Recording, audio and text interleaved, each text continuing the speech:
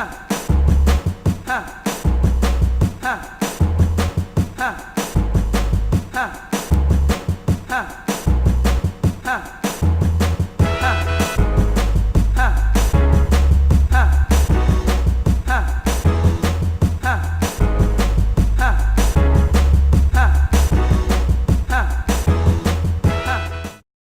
ben opgegroeid in een stad waar dat er eigenlijk buiten ik en nog een paar andere mensen bijna geen zwarte mensen waren.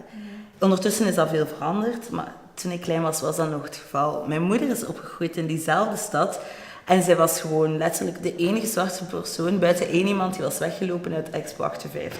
In het licht daarvan heb ik mij altijd zeer tegelijkertijd zichtbaar gevoeld, zeer duidelijk aanwezig en tegelijkertijd zeer genegeerd. En dan ben ik op die stelling gestoten van Teju Cole uit zijn essay The Black Body. To be a stranger is to be looked at, to be black is to be looked at especially. Ik ben zelf ook in een soortgelijke situatie opgegroeid. Ik ben opgegroeid in een klein dorp in het oosten van Nederland. Ik heb op school gezeten met alleen maar Nederlanders.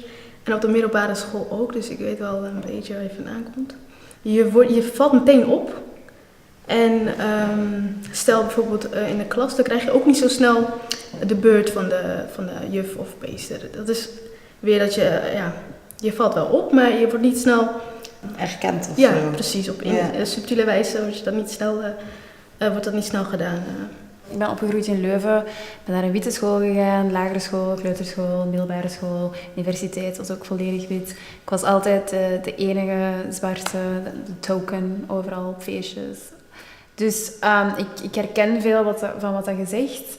En ik herken ook van wat dat je zegt dat je heel zichtbaar bent, maar tegelijkertijd zit je onzichtbaar. Want zogezegd zwarte kenmerken, kenmerken die bij zwarte vrouwen onaantrekkelijk worden beschouwd, zoals volle lippen of een vol lichaam, zijn heel lelijk bij zwarte vrouwen, maar zodra dat witte vrouwen die hebben, is dat dan kei mooi of zo. Dus ik worstel daar heel hard mee, want ik voel mij tegelijkertijd zichtbaar en onzichtbaar.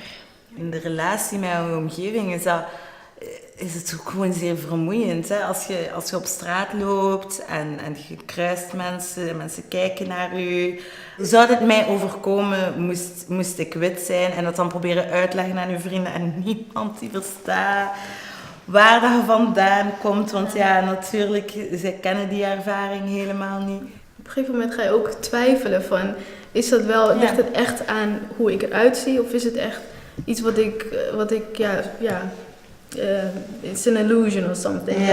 En het is wel fijn, want doordat ik juist in zo'n situatie ben opgegroeid, ben ik gaan zoeken naar andere steden waar wel veel donkere mensen waren. En ik heb juist in die steden gevonden dat mensen daar heel bewust mee bezig zijn en ook dezelfde ervaringen mee hebben.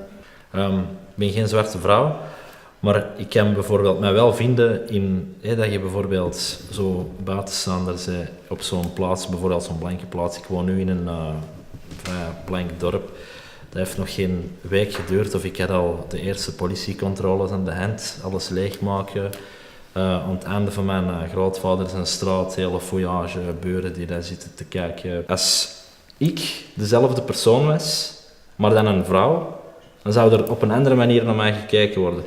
Ik zeg niet op een positievere manier. Dat is een andere vorm van disrespect, een andere vorm van racisme, die exotisme. Bijvoorbeeld, ook al heel veel geweigerd geweest in discotheken, waar het dan bijvoorbeeld al de zwarte jongens en Noord-Afrikaanse jongens worden aan de deur tegengehouden door Afrikanen of Noord-Afrikanen die ze aan de deur zetten, zodat ze kunnen zeggen, kijk, wij zijn geen racisten. Wie mag er binnen? Al de blanke gasten, al de scouts, weet ik veel wat, studentjes met lullige snorren op hun gezicht getekend. Terwijl dat jongens die dat er deftig uitzien, die dat ook gewoon komen voor een goede tijd te beleven, die dat ook gewoon komen voor te dansen, gewoon aan de deur gelaten worden. En dat is dan zo wat de snoepwinkel of zo, of weet ik veel. Dat vind ik dan zo, want je hebt dan zo die seksualiteit en die exotisering van zwarte vrouwen, dat dan super zichtbaar is en super aanwezig is in onze cultuur, maar tegelijkertijd worden wij kapot hard genegeerd altijd. Onze verhalen komen niet aan bod. En ik had een gesprek met iemand onlangs, en dat is een Amerikaanse, zwart-Amerikaans, en die woont in Brussel, en die zegt van ja, mensen lopen gewoon tegen mij aan, die zien mij niet. Ik ben echt letterlijk onzichtbaar. En die spanning tussen super zichtbaar zijn en onzichtbaar zijn, dat vind ik zo vind ik zo raar. Zwarte identiteit in de lage landen voor mij gaat gepaard met heel veel eenzaamheid. Met heel veel frustratie en het gevoel van nergens bij te horen. Ik heb blanke roots, ik heb Berberse roots, ik heb zwarte roots. Maar ik ben geen een van de drie eigenlijk. Ik ben gewoon Younes. Die dat het ras is dat ze die dag op mij plakken. Ja, dat herken ik ook super. Voilà. Maar ja, eenzaam. Ja, je voelt je sowieso als je opgroeit in een witte omgeving, je bent de enige zwarte. Vandaar ook dat de focus nu heel hard ligt op self-love en self-care. Omdat die strijd tegen racisme en die zoektocht naar je eigen identiteit in een witte wereld zo vermoeiend is. Zo'n hoge emotionele tol heeft, dat we echt voor onszelf moeten zorgen. Dat echt een politieke daad is om af en toe wat tijd voor ons te nemen. Leuke dingen te doen, niet te hoeven denken aan al die shit. En ja, self-love, eenzaamheid, maar daar dan tegenover self-love en voor jezelf zorgen en jezelf graag zien.